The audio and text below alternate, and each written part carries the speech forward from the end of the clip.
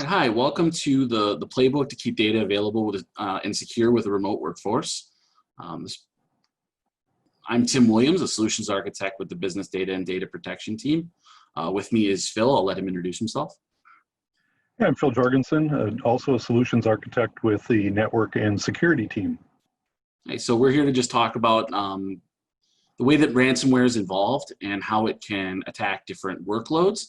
And we're going to talk about how things are what's designed to combat those problems. So please, Phil. So first, let's talk about some of the threats. Everybody's heard of ransomware. It's in the news all the time, so it's getting to be old news. But maybe a couple of things to focus on. Attacks have increased over 41% in 2019. And now the average cost to a company of a ransomware attack is approaching $1 million. In 2021, ransomware attacks are projected to be a $20 billion industry. So this is changed from being just a kind of a penny ante way to make a few dollars of Bitcoin, and it's evolving into some really big business. We see that schools are the targets of preponderance of ransomware attacks, and there's a rising number of companies that are being forced to pay ransom in order to regain control of their data. And that rose from 4% in 2018 to 15% in 2019. And there's various causes and reasons for that increase. So in first generation ransomware, the early iterations, again, it was just kind of a smash and grab. I'm going to break into your computer. I'm going to infect a bunch of systems, encrypt them, and then I'm going to, send you a ransom note and hope that I can get something for it. Payloads were delivered almost immediately, so this was an infection that took place as soon as the victim downloaded the malicious a malicious code, and generally the impact was focused on network shares, kind of the low-hanging fruit. What are the things in the My Documents folder? And very limited impacts to more strategic things like infrastructure databases and back-end file types. Today, we're seeing that ransomware is infecting and inflicting more systems and more damage. The attackers are finding their way into networks and spending a lot of time on reconnaissance before they actually launch their encryption attack. So they're using the malicious code to enter the network, but then there's a long delay while they move around the network. They try to compromise systems, identify where all the valuable data is, and in many cases, they're exfiltrating the data. So before they encrypt everything, they're stealing copies of the data. So once the data is encrypted, we get the ransom note, and then very often or very commonly after that, you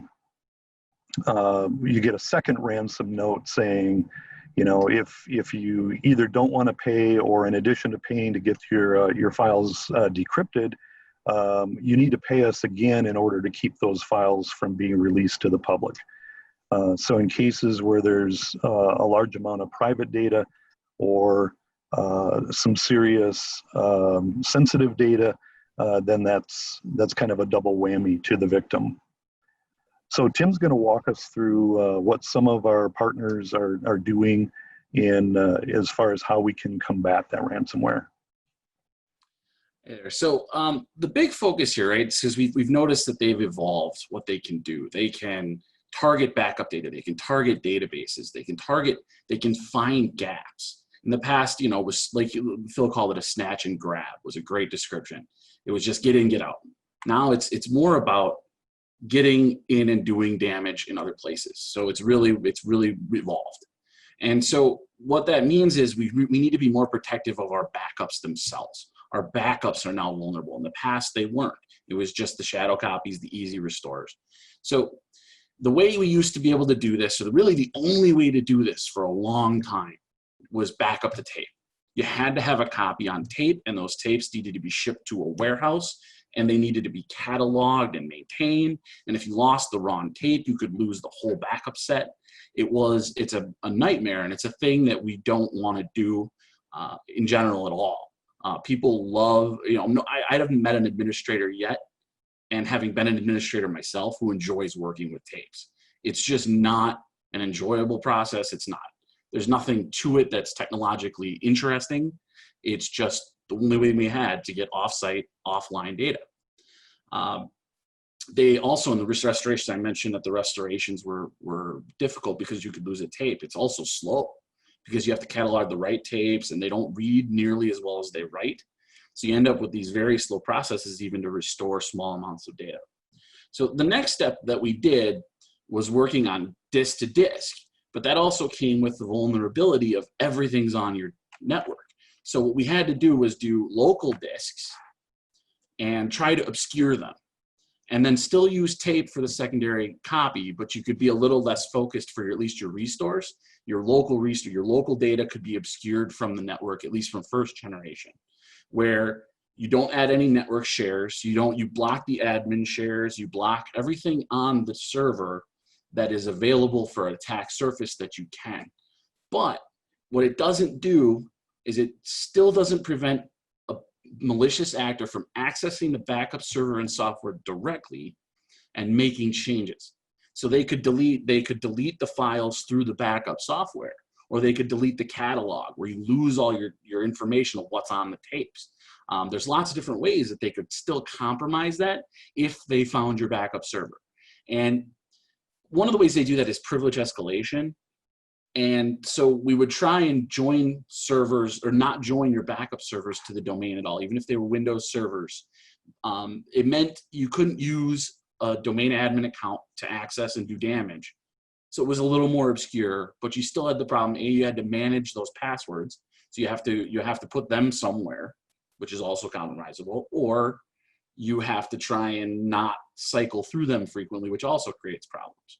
So finally, in the last little bit of, I would say the last year or two, backup software vendors have finally started coming through with a disk-to-disk capability that solves the tape problem that we've had for many, many years. The worm concept, the write once, read many, has been around for a long time. That's essentially what they talk about with tapes, the immutability of data. Because now we have so much software capability, we're allowed to create a worm policy that expires. It no longer becomes a permanent. In the past, you had NAS devices, you had storage devices that could do worm type things, but frequently they would just be permanent. So you wouldn't have a way to age that device out. You didn't have insight into that from the backup software. You were just kind of writing to it and hope you never ran out of space. Now, all these are policy controlled within the vendor software itself. So in the past as well, you would have to set up, like if you wanted to offsite to cloud, which is a great way if you're like a single site, if you have just one data center, you don't want to invest in a secondary data center, or you don't want to invest in offsite storage that you own. You're getting out of the CapEx game. You want to go to OpEx. Cloud is a great option, but the problem in the past has historically been you have to do a network assessment. You go through a whole bunch of extra steps just to be able to start moving data offsite. And even then, it's still kind of within your network, which makes it visible. In this case, now software actually will directly connect to the cloud using a secret key and allow you to use object storage directly through the backup software without having to set up any sort of complex networking, without having to set up VPN gateways, without having to do any of that stuff, and simplify the process, which is really a nice thing that they've done in the cloud. It also, in the current way that you design, you can actually test your restores. So you can actually do isolated lab networks where you use your instant recovery capabilities from your software to restore to an isolated network and actually run scripts and test applications to verify that they're healthy before you're in a situation, maybe you're audited, you're getting audited, you need to prove it. You need to prove you have a recoverable backup. Maybe you just do it for, they have a policy they need to test and verify. Either way, that's now a capability now because backup storage is isolated to disk and has better performance. So now that we've kind of got this new strategy, we should talk about let's be specific about what a couple of vendors are doing. There's a few out there right now that we work with, especially a lot of them have different strategies. A lot of them support different things. We really like Veeam and Cohesity. So Veeam, if you're not familiar, they're very common. They're in basically every SMB, and now they're starting to get into large enterprises. They've expanded their capabilities. They are designed for any environment. They will work with a small amount of data or a large amount of data. They're very customizable. It's bring your own storage capabilities. It's design your own cloud. It's a very simple to use tool that's very flexible. Cohesity is another one that's kind of an all-in appliance-based solution where everything is managed from the same pane of glass. It's a scalable hyper-converged infrastructure. So you end up with just a scalable node infrastructure that can grow as needed. And it gives you a whole bunch of capabilities built into the local storage there, as well as replicating that data to additional Cohesity nodes or utilizing the cloud. It's a very versatile, very powerful, but it's built for larger scale because it's like hyperconverged. It starts with 3 nodes, and 3 nodes may be too large for smaller environments. It's a pricing thing, etc. So we love to talk about Veeam and we love to talk about Cohesity. Depends on where you fall. But let's talk. But first, let's focus on Veeam. So Veeam, because of the customization capabilities, you're allowed to use a lot of different targets. You can use just direct disk storage, NAS storage. You can use deduplicating appliances such as Exagrid, StoreOnce, Data Domain. Those technologies now, especially the dedicated deduplication appliances, actually have built-in worm capability policies. And those can be controlled from Veeam or they can be controlled from the device itself. And Veeam will be able to work with that technology, manage it, and age it as it needs to. It's very nice to have that capability. It also have what I talked about, the cloud access. You have direct access to AWS and Azure. And so what this means is with the creation of a secret key and an account key, all you have to do is put those into Veeam and it'll use HTTPS protocol and encrypt everything the whole way. It'll allow you to use their object storage directly from Veeam as an archive tier. So as you age backups, you can age backups immediately into it, or you can wait and age them out, and you can set immutability policies on them. Now, currently the immutability worm thing is only available in AWS. Azure has not released the APIs to Veeam yet. To anybody. They're actually not. If that's ever released, Veeam will then support Azure as well. But right now, this functionality is specifically AWS S3. Very flexible. It does allow you to work with the infrequent access tier as well. You cannot use the Glacier tier yet, but that's not really a good idea to point your backup software directly at Glacier because it costs so much to read and write. There are also hyperconverged capabilities with it. Nutanix specifically, Nutanix Mine is designed with Veeam in mind. It's essentially the Cohesity idea with Veeam on top of Nutanix. So there's a lot of capabilities there for hyperscale as you grow and grow. There's also the flexibility of a Nutanix cluster if you've ever worked with that. You also have secure and staged restore. So you can partially restore your data, run antivirus scans to verify the infection is gone and then restore it. Or you can do a secure restore where it's disconnected and eventually flip it to your production. So it's really nice flexibility within Veeam to be able to verify your data before you actually put it into production and when you're recovering from a ransomware event. Secondly, and that's kind of the same concept with the Sure Backup and Sure Replica that I talked about before. You can actually restore your environments entirely within a virtualized lab that's disconnected from your network, run application tests and verify the health of your backups. Really good for auditing, really good for compliance. We talked a little bit about Cohesity here as well. So I talked about their architecture underneath, but I love to reemphasize this, that it is a truly HCI, truly scalable, and it's extremely flexible. So as you grow, you can create more redundant copies across nodes. So you can have up to minimum of 3 nodes up to an unlimited number of nodes. And the more nodes you have, the more copies of your data you can chunk out across extra additional redundant nodes, including across separate clusters. So you can have clusters in data center A and data center B and replicate data across them. You can use them interchangeably depending on ping, et cetera. You can have them create real copies of each other's data without having any sort of issues with data compromise. It also has built-in worm because it's all local storage and it's all managed by Cohesity. Every step is managed by Cohesity.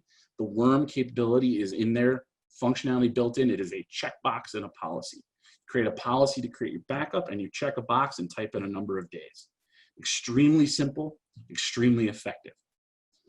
They also have the same replication capabilities to AWS and Azure that Veeam has, also integrated, tied directly into the interface. They will support the AWS S3 worm and immutability. They can also use their own, because of the way that they talk to S3, they can actually use their own immutability, their own worm within an S3 bucket. So you can actually use Azure, but you have to use the built-in Cohesity worm capabilities to use Azure for something like this. It is not, it will work as well. You can also keep it using the AWS built-in. You can't use any incrementals. So it's just full backups out there. The other thing that Cohesity has is very good role-based access control, which means in a situation where you've been attacked and you have a legal responsibility to keep a copy of your data, you can place a legal hold on your backup and it will never go away. And the only people who can actually remove that legal hold are lawyers. So you actually have a separate group that cannot be your administrators, your backup administrators, cannot have this role, such that they will be able to release the legal hold. So you have a nice role-based access control within Cohesity to prevent backup administrators or internal malicious actors who aren't in legal from being able to actually make changes. It's a very nice little legal hold capability for preventing the attack surface, or at least in the case of an attack getting through. So in conclusion, we talked a lot about ransomware. Phil talked a lot about what ransomware. It's more capable than it's ever been. So it's very important. This is a concern for every single business. And because it's so powerful, it's really important to secure and test your backups.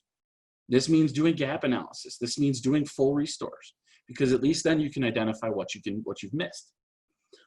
Having some sort of immutability is a necessary thing, whether you create a single copy in the cloud or do all of them in the cloud. And direct integration has enhanced flexibility and security and simplified management, and it's fairly reasonable cost depending on how much you do. So thank you very much. I've been Tim Williams, and we appreciate your time.